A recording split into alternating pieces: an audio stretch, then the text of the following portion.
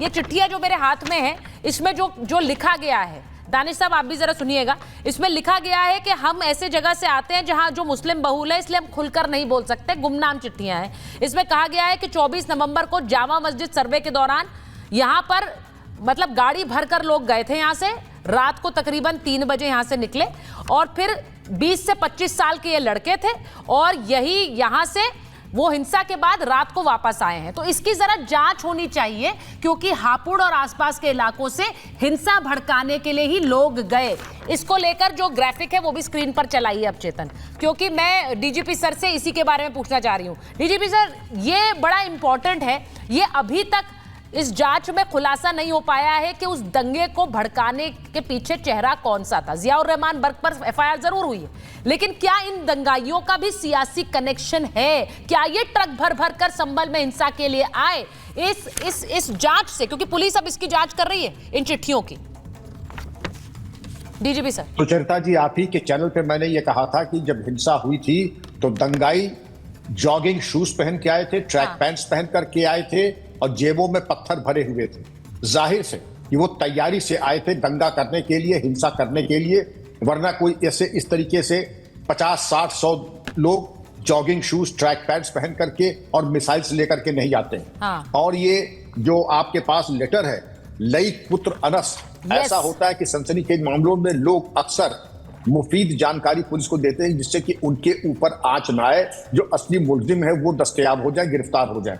मेरा परामर्श होगा कि पुलिस इसको गंभीरता पूर्वक लेकर के जो भी इसमें सूचना दी है, बड़ी महत्वपूर्ण सनसनीखेज सूचना है, और उसकी बुनियाद के ऊपर विवेचना को आगे बढ़ाएं। और ये देखें कि आपने खुद बताया कि इसके ऊपर 151 का केस पहले चल चुका है, यानी पहले भी ये अपराधी रहा होगा।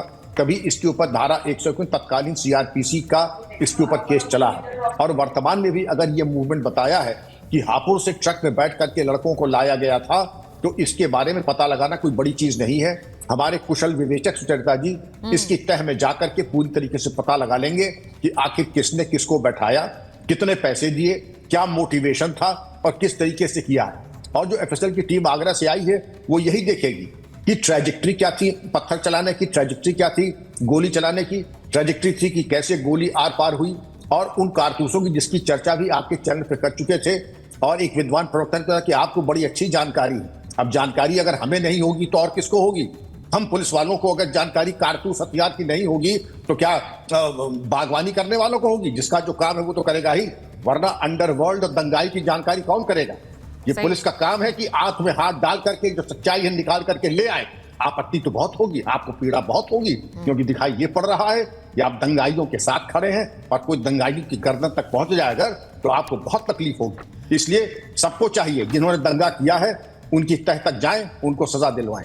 देखिए, मैं आपकी बात से ही इसको आगे बढ़ा रही हूं। दानिश जी, मुझे जरा ये बताइए कि अगर एक कोर्ट ऑर्डर्ड सर्वे है, अब उस सर्वे के बाद जिस तरह से धरती फाड़ सबूत मिल रहे हैं, उसके बाद ये बार बार पूछा जा रहा है कि संभल में क्या छुपाने की कोशिश हो रही थी, वो एक अलग डिबेट है। लेकिन ये जो चिट्ठियां हैं, अगर सर्वे कोर्ट ऑर्डर के द्वारा किया जा रहा था और कोई ये साजिश कर रहा था कि दंगाई ट्रक भरकर आए, वहां हिंसा कराएं और रात को चले जाएं, अगर ये सच है जो चिट्ठी मेरे हाथ में, तो क्या ये संविधान के विरोधी नहीं है? एक सर्वे जो कोर्ट ने ऑर्डर दिया उसको आप उसके खिलाफ आप हिंसा कर रहे थे, क्या ये संविधान के खिलाफ नहीं? क्योंकि संविधान की दुहाई आप हर चीज में देते हैं। दानिश जी, देखिए, सबसे पहली बात मैं एक बात कहूं, सुचारिता जी, ये पूर्व डीजीपी विक्रम सिंह साहब जो बात कह रहे हैं वो बात एक अंश तक सही भी है।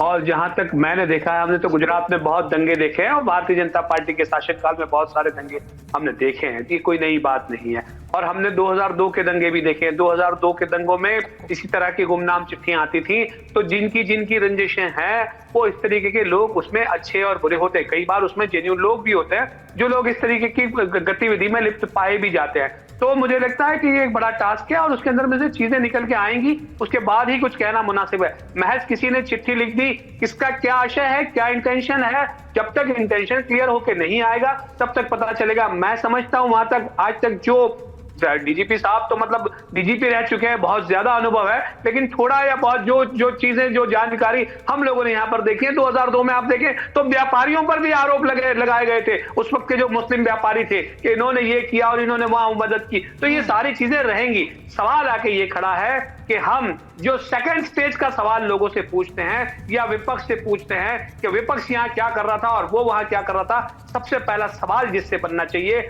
हर बार वही छोड़ दिया जाता है। भारतीय जनता पार्टी से सवाल क्यों नहीं पूछा जाता कि आपने तो ये कहा था कि दंगाई या तो प्रदेश छोड़ दे या तो जेल चला जाए, अब ऐसा तो नहीं हुआ, तो फिर उसका क्या हुआ जो योगी जी रोज सुबह सदन में ये चिल्ला के और पुकार के कहते हैं कि या तो दंगाई ऊपर जाएगा या जेल में जाएगा, उत्तर प्रदेश में नहीं रहेगा। अब अगर उत्तर प्रदेश में इतनी 10 सेकंड इतनी बड़ी तादाद में इतने बड़े लोग इतनी सारी तादाद में ट्रकों में भर के जा रहे हैं, तो इसका मतलब है कि योगी सरकार बिल्कुल पैबस्त और नाकाम रही है और इस्तीफा दे देना चाहिए योगी जी को। ठीक है, अब आपका सवाल मैं शर्मा जी के पास लेके जाऊं, उससे पहले मेरे सवाल का तो जवाब दे दीजिए। मैंने पूछा कि क्या ये संविधान विरोधी कदम नहीं है, एक सर्वे को रोकने वाला, और जो ये कर रहा था उस पर कार्रवाई होनी चाहिए, ये सवाल पूछा था मैंने, आपने उसको छोड़कर बाकी सब गिना दिया। हाँ तो नहीं तो मैं जवाब दे दूं। देखिए, सर्वे का जो रोकने को मामले की बात कही जाए तो एपिलेट अथॉरिटी ने क्या जवाब दिया वो आपके सामने है, और कहीं ना कहीं ये चीजें ऑब्जर्वेशन में आई। देखिए, लेकिन चूंकि ये जुडिशरी का इंटरनल मामला है, इसलिए आपके तक हमके तक पहुंचने में उसमें वक्त लगेगा। लेकिन आप देखिए कि सिंगल साइट 2 घंटे में जो ऑर्डर दिए गए थे उन चीजों पर पीछे से किस तरह से रोक लगी ना। दानिश साहब, मुझे ऐसा लगता है there has to be zero tolerance 10 second for any kind of violence. 10 second उसमें हम साइड नहीं ले सकते। नहीं 10 सेकंड तो मैं आपको दे दूंगी, लेकिन आप हम वायलेंस के जीरो टॉलरेंस वाली बात पर करिए। हम वायलेंस के पक्ष में नहीं है। नहीं, गुजरात पर आप जितनी ऊंची लाइन में बात करते हैं, तब आप संभल के दंगाइयों पर नहीं बात करते हैं। संभल के दंगाइयों पर आपकी पिच बदल जाती है और लाइन भी बदल जाती है। दंगाइयों के साथ तो फिर एक ही पिच में बात करिए ना आप।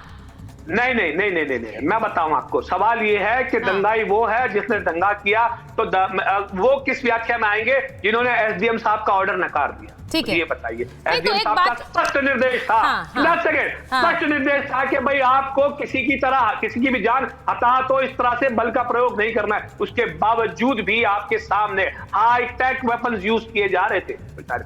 बताइए वो क्या था? ठीक है, शर्मा जी आप जवाब देना चाहेंगे, क्योंकि फिर मैं जुनैद, प्रोफेसर हैरिस और उनके पास जाऊं, स्वामी चक्रपाणी के पास। शर्मा जी वो कह रहे हैं कि जो कुछ हुआ है उसकी सबसे पहले जिम्मेदारी आपकी थी, आप फेल हो गए। देखिए, मैं इतना ही जवाब देता हूं मात्र दानिश कुरैशी जी को कि 2012 से लेके 2017 तक उत्तर प्रदेश में समाजवादी पार्टी की सरकार थी, और एनसीआरबी के डाटा और रजिस्टर्ड डाटा के अनुसार 816 दंगे हुए और जिसमें 219 से ज़्यादा लोग मारे गए।